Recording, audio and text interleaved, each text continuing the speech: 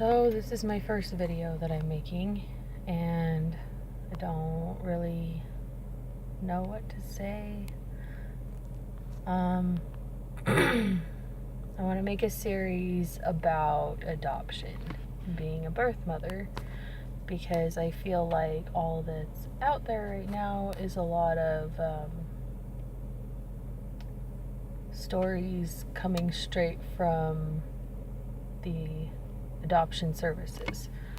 So they kind of make it sound like it's all rainbows and hearts and butterflies, and it's not always. So I'm a birth mother.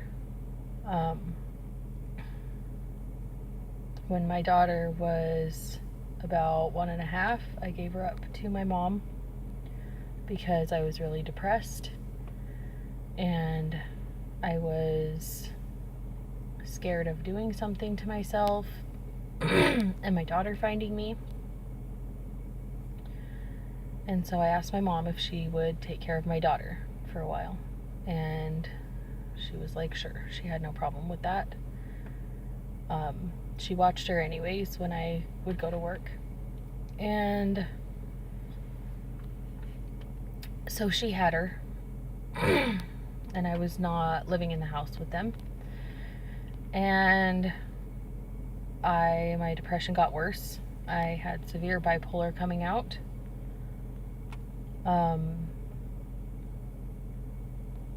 It was not a fun situation.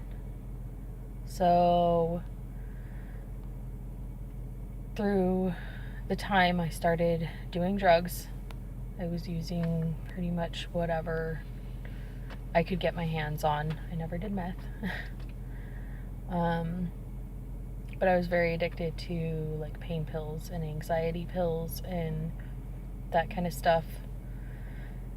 And through the process, my mom would tell me stuff like, if something happens to her and she has to go to the hospital, we can't take her in if you don't sign over guardianship.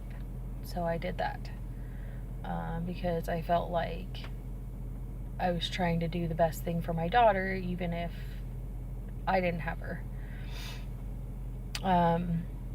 So I signed over guardianship, and then it came to a point where my mom was telling me that if they wanted to get her into school or sign her up for anything like that, or get her on insurance, their insurance and everything, they had to adopt her.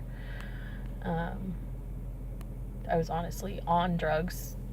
I was high when I signed adoption papers. My mom took me to a fast food restaurant and had a notary public come, and she already had all the paperwork drawn up, and we signed papers there.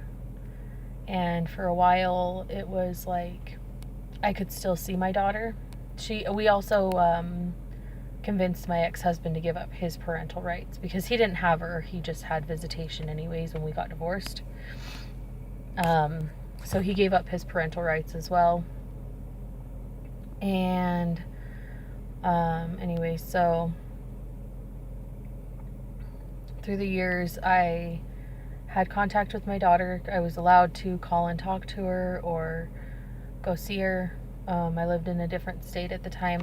I had met my current husband and moved to Colorado with him, and my daughter was in Utah still with my mom and my stepdad. And so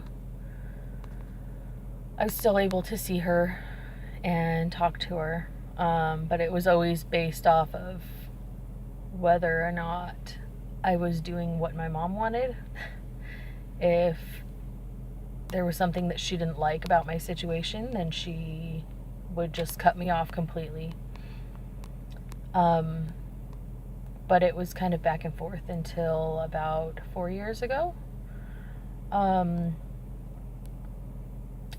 We had some personal issues. My mom lost her shit, and I have not seen her talk to my daughter since then. So that's my story in a nutshell. I think there's this misconception that just, if you can't handle it at the time,